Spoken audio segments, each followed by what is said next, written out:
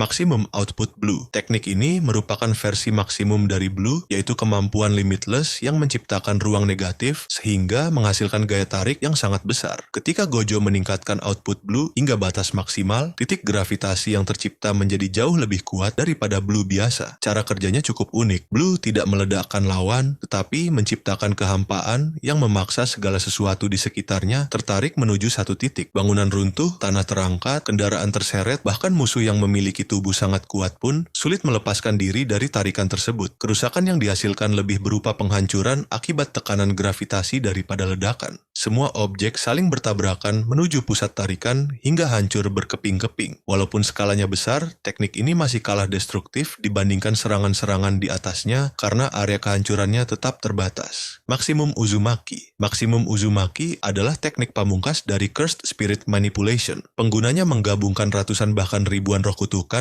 menjadi satu pusaran energi raksasa sebelum ditembakkan sebagai satu serangan. Semakin banyak kutukan yang dikorbankan, semakin besar pula output yang dihasilkan. Karena seluruh kutukan dipadatkan menjadi satu titik, Uzumaki memiliki daya tembus yang luar biasa tinggi. Saat digunakan melawan Yuta Okkotsu, ledakan yang dihasilkan mampu menghancurkan area luas, sekaligus menghasilkan gelombang kejut yang sangat besar. Bahkan Yuta harus menggabungkan kekuatan Rika sepenuhnya agar mampu menahannya. Berbeda dengan Blue yang mengandalkan gravitasi, Uzumaki adalah ledakan energi murni. Semua energi kutukan dilepaskan dalam satu serangan besar yang mampu menghancurkan apa saja di jalurnya. Ultra Cannon Mechamaru. Setelah bertahun-tahun mengumpulkan energi kutukan melalui Heavenly Restriction, Kokichimuta menyimpan cadangan energi yang sangat besar di tubuh mekanis Ultimate Mechamaru. Ultra Cannon merupakan salah satu serangan dengan output tertinggi yang pernah ia gunakan. Energi kutukan dikompresi terlebih dahulu, kemudian ditembakkan sebagai sinar raksasa berkecepatan tinggi. Ketika mengenai target, sinar tersebut langsung menghasilkan ledakan besar yang menghancurkan area di sekitarnya. Mahito bahkan beberapa kali dipaksa menghindar karena menerima serangan ini secara langsung akan sangat berbahaya.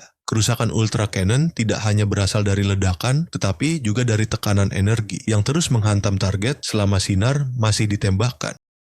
Granite Blast. Sebagai penyihir dengan output energi kutukan tertinggi di Culling Game, setiap serangan Granite Blast miliknya memiliki daya ledak yang luar biasa. Cara kerjanya sangat sederhana. Ryu mengumpulkan energi kutukan dalam jumlah sangat besar di rambutnya, kemudian menembakkannya sebagai meriam energi. Meski konsepnya sederhana, hasilnya sangat mengerikan. Ledakan Granite Blast mampu meratakan bangunan besar hanya dalam satu tembakan. Bahkan, Yuta berkali-kali memilih menghindar daripada menerima serangan tersebut secara langsung. Keunggulan Granite Blast adalah efisiensinya. Berbeda dengan banyak teknik maksimum yang hanya bisa digunakan sesekali, Granite Blast dapat ditembakkan berulang kali tanpa kehilangan daya hancur yang signifikan.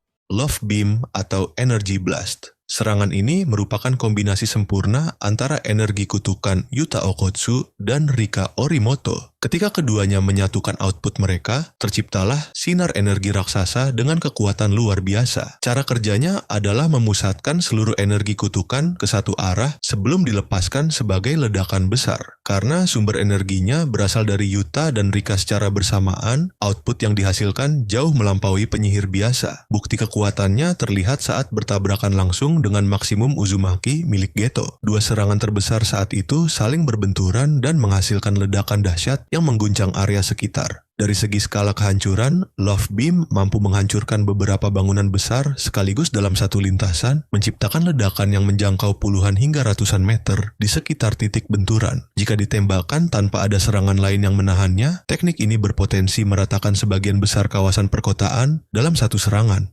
True Sphere. True Sphere adalah teknik pamungkas Yorozu yang diciptakan menggunakan construction teknik. Berbeda dengan serangan lain yang mengandalkan ledakan atau energi kutukan dalam jumlah besar, True Sphere bekerja dengan menciptakan sebuah bola yang secara teori merupakan bola sempurna. Dalam fisika, bola yang benar-benar sempurna hanya memiliki satu titik sentuh dengan objek lain, karena luas bidang sentuhnya mendekati nol. Tekanan yang dihasilkan menjadi mendekati tak hingga. Konsep inilah yang diterapkan Yorozu pada tekniknya. Akibatnya, apapun yang bersentuhan dengan True Sphere akan menerima tekanan luar biasa besar pada satu titik hingga hancur seketika. Tidak peduli sekeras apa materialnya atau sekuat apa pertahanannya, semuanya akan rusak saat terkena teknik ini. Kerusakan yang dihasilkan memang tidak seluas meteor atau ledakan raksasa. Namun, dari sisi daya hancur terhadap target, True Sphere bisa dibilang hampir tidak memiliki batas. Satu sentuhan saja sudah cukup untuk menghapus target dari medan pertempuran. Bahkan, Sukuna memilih menggunakan Mahoraga untuk beradaptasi terhadap teknik ini, alih-alih menahannya secara langsung.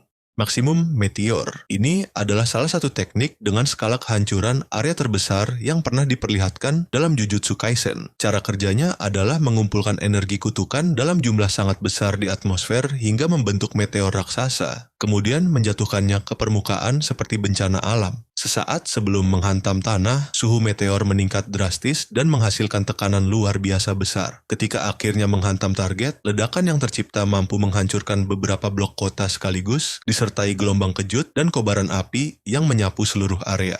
Bahkan Sukuna mengakui bahwa jika serangan ini mengenai penyihir lain, kemungkinan besar mereka akan langsung tewas. Sayangnya, karena lintasan meteor cukup mudah diprediksi, Sukuna masih mampu menghindarinya. Meski demikian, dari sisi skala ledakan murni, Maksimum Meteor tetap menjadi salah satu serangan paling destruktif di seluruh seri. Hollow Purple. Teknik ini merupakan hasil penggabungan Blue yang menciptakan tarikan dan Red yang menghasilkan tolakan. Ketika dua konsep yang saling berlawanan itu digabungkan, lahirlah Purple. Cara kerja Hollow Purple masih menjadi perdebatan di kalangan penggemar, tetapi yang jelas teknik ini menghasilkan massa imajiner yang melaju lurus sambil menghancurkan semua yang dilewatinya. Bangunan, pepohonan, tanah, hingga kutukan tingkat tinggi langsung lenyap di jalur serangannya. Saat melawan Hanami, Purple menembus hutan dalam jarak yang sangat jauh hanya dalam hitungan detik. Versi yang lebih mengerikan muncul ketika Gojo melepaskan Hollow Purple berkekuatan 200% di awal pertarungannya melawan Sukuna. Serangan tersebut melintasi beberapa kilometer sebelum menghantam target dan menghasilkan ledakan yang mengguncang wilayah di sekitarnya. Kemudian, di akhir pertarungan, Gojo kembali menciptakan Hollow Purple yang meledak ke segala arah. Ledakan itu menghancurkan sebagian besar medan pertempuran.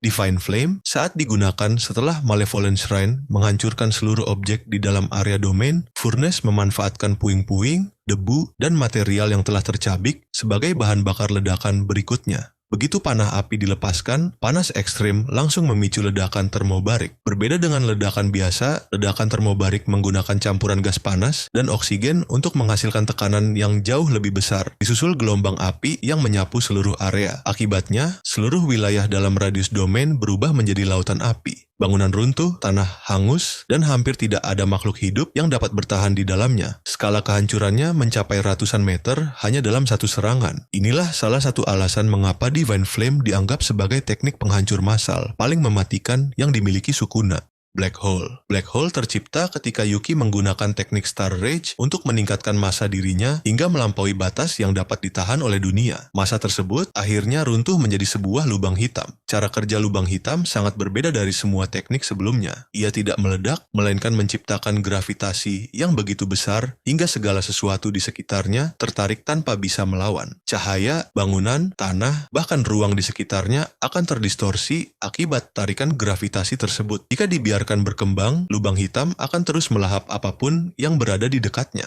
Teknik ini memiliki potensi untuk menghancurkan dunia. Satu-satunya alasan bencana tersebut tidak terjadi adalah karena Kenjaku berhasil bertahan menggunakan teknik anti-gravitasi yang telah ia peroleh sebelumnya. Tidak ada serangan lain di Jujutsu Kaisen yang memiliki skala ancaman sebesar Black Hole. Jika Hollow Purple mampu menghapus apapun di jalurnya, Divine Flame menghanguskan satu wilayah, dan Maksimum Meteor menghancurkan beberapa blok kota, maka Black Hole berpotensi memusnahkan seluruh planet apabila tidak dihentikan. Gimana menurut kalian guys?